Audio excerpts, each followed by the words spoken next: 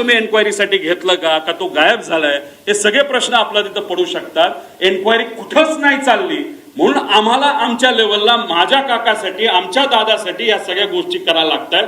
आणि ह्या सगळ्या गोष्टी लवकरात लवकर सरकारने जर केल्या नाही तर मग आपल्याला खरं रहस्य काय हे त्या ठिकाणी तिथं कळणार नाही. त्यामुळे हेवी बेस मेंटेनन्स कुठं केला जातो हे सुद्धा बघितलं पाहिजे. आणि DGCA मधील काही माजी अधिकारी हे या कंपनीमध्ये काम करत असल्यामुळे एक होल्ड आहे या कंपनीचा, असं आमचं मत आहे. पुढे आता VSR संदर्भात गंभीर बाबी आणि बारामती अपघातात आलेला, आता याच्यामध्ये VSR ची एक सवय जी आम्हाला कळली, आणि हे जोपर्यंत CCTV आपण बघणार नाही तोपर्यंत आपल्याला कळणार नाही.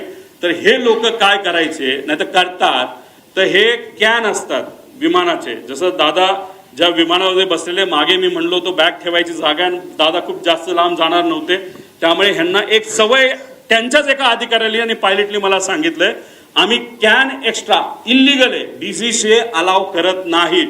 आम्ही एक्स्ट्रा कॅन 50-50 लिटरचे हे 8 ठेवत असायचो, म्हणजे जिथं कुठं लँड होईल तिथं एखादा छोटासा टँकर आणून पैसे देण्यापेक्षा तेच जर आम्ही पेट्रोल ओतलं तर आम्ही सेफ राहू शकतो, असं एका माझी पायलटली ज्यांनी VSR मध्ये काम केलं असं आम्हाला तिथं सांगितलंय. त्यामुळे जिथं कुठं गेल्या वर्षभरात VSR ची विमान उतरली तिथला CCTV कॅमेरा टेक ऑफच्या आधी आणि मेंटेनन्सच्या आधी हा बघितलाच पाहिजे. आणि ह्या गोष्टी खऱ्यात का हे कुठेतरी आपण समजून घेतलं पाहिजे. आणि जर हे खरं असेल तर विमानामध्ये जर पेट्रोल इल्लीगली एका कॅन मध्ये ठेवलं तर ते विमानासाठी बॉम्ब सारखंच असतं, असं आमचं त्या ठिकाणी मत आहे. पुढे आता याच्यामध्ये VSR संदर्भात गंभीर बाबी आहेत आणि काय कोणाला बघितलं पाहिजे, ह्यात क्लिअरन्स इंजिनियरला पकडलं पाहिजे, त्याशी चर्चा केली पाहिजे, क्वालिटी इंजिनियरशी बोललं गेलं पाहिजे, मेंटेनन्स इंजिनियरशी त्याच्यामध्ये बोललं पाहिजे. आणि हे सर्व नियमाचं उल्लंघन जर या कंपनीकडनं त्या ठिकाणी झालं पाहिजे तर या व्यक्तीवर कारवाई होणं आणि मनुष्यबळाचा गुन्हा या कंपनीच्या मालकांवर होणं अतिशय महत्वाचं आहे, असं आमचं त्या ठिकाणी मत आहे. त्यानंतर EASA ने कंपनीला TCO परवाना सुरक्षेच्या कारणामुळे जर कॅन्सल केला असेल तर त्याला काही ना काही कारण आहे.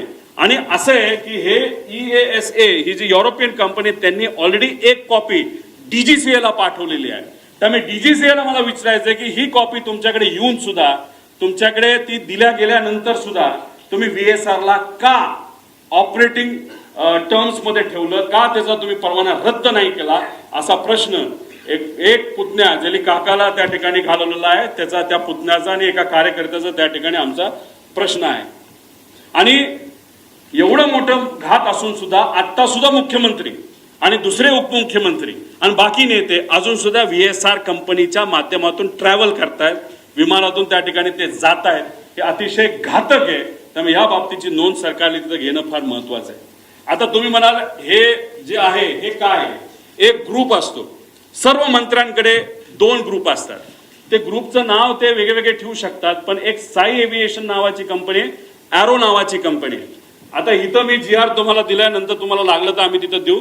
या कंपनीने अलोकेट केलेला 2 हँडलिंग कंपनी आहेत. मग या 2 कंपन्या खालचे जे ऑपरेटर आहेत VSR सारखे यांच्याशी संवाद साधून कुठलं विमान कधी अवेलेबल आहे, मंत्र्यांना कधी याबद्दलची माहिती त्या ठिकाणी ती दिली जाते. मग त्या ग्रुपमध्ये कोण असतं तर त्या मंत्र्यांचे सगळे PA, ऑफिशियल PA आणि जे कोणी प्रोग्राम बनवतात ते PA, ते अधिकारी त्या ग्रुपमध्ये असतात. आणि त्याच्याच बरोबर आपले जे संचालय आहे ह्याचं महाराष्ट्राचं विमानांचं तिथले जे डायरेक्टर आहेत ऑफिशियल IAS अधिकारी नाही तर त्या लेवलचा एक अधिकारी त्या ग्रुपमध्ये असतो.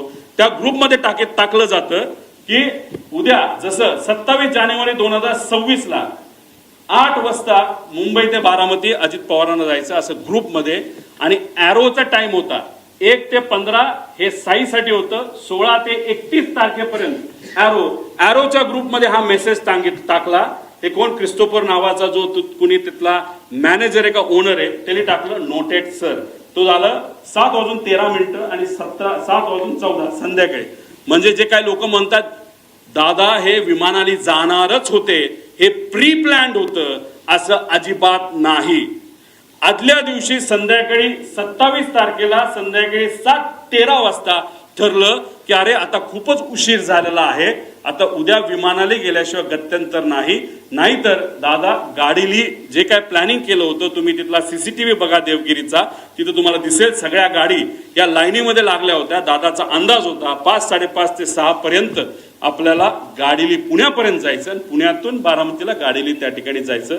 तरी सुद्धा उशीर झाला म्हणून हा ग्रुपवर मेसेज टाकला आणि हे ग्रुप अशा पद्धतीने त्या ठिकाणी चालवले जातात. आता हे ॲरो नावाचा ग्रुप कंपनी कोणाची हे आपल्याला पुढे जाऊन बघावं लागेल.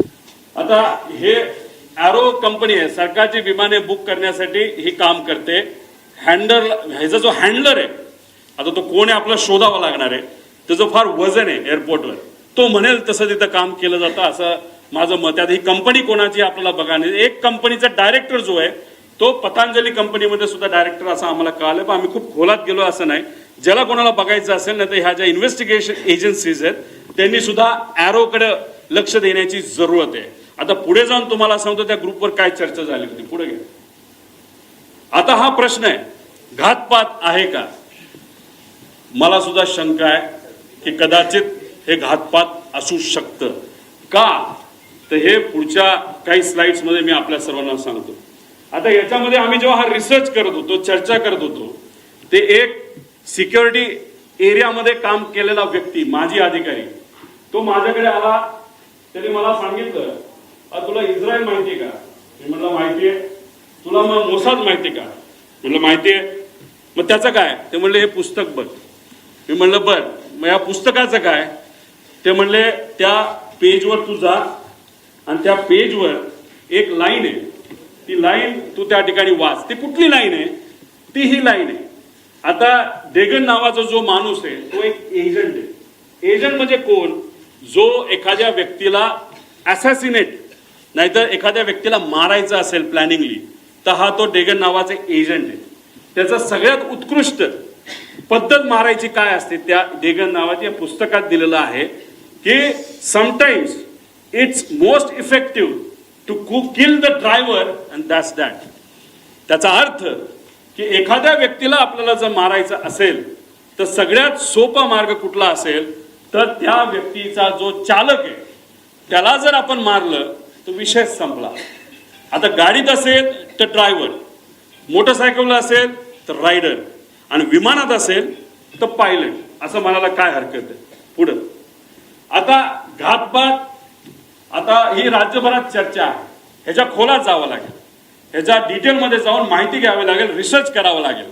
पण माझा काका गेलाय, आमचा दादा गेलाय, महाराष्ट्राचा एक फार मोठा नेता गेलेला आहे. तर ही घटना लाईटली घेऊन चालणार नाही. एखादी गोष्ट इकडे तिकडे झाली, आपण इकडे गेलो तिकडे गेलो, कुणी काय केलं, ह्याली काय होणार नाही. आम्हाला जोपर्यंत ह्याची उत्तरं मिळत नाही तोपर्यंत आम्ही शांत बसणार नाही. आता ह्याच्यामध्ये आदल्या दिवशी 27 जानेवारीला रोजच्या वेळेपत्रानुसार दादा संध्याकाळी म्हणजे जेव्हा कॅबिनेटच्या बैठका झाल्या, दादा म्हणाले होते अधिकाऱ्यांना की 4-5 तास मी माझी कामं करेल. काही अधिकारी मला, माझ्या पार्टीतले काही अधिकारी भेटणारे आणि काही नेते भेटणार आहेत आणि काही कर्मचारी भेटणार आहेत, त्यांच्याशी मी चर्चा करेल आणि मग मी मुंबईला जाईल, असा दादांचा त्याच्यामध्ये त्या ठिकाणी अंदाज होता. ताफा सुद्धा लागला होता. एक फार मोठे नेते दादांना भेटण्यासाठी येणार होते, ते वेळेत येणार होते, पण उशीर झाला. ते उशिरा आल्यामुळे आणि चर्चा उशीरपर्यंत सुरू राहिल्यामुळे दादांचा वेळ त्याच्यामध्ये गेला आणि 5-5:30ला जे दादा गाडीने जाणार होते ते गाडीने जाऊ शकले नाही.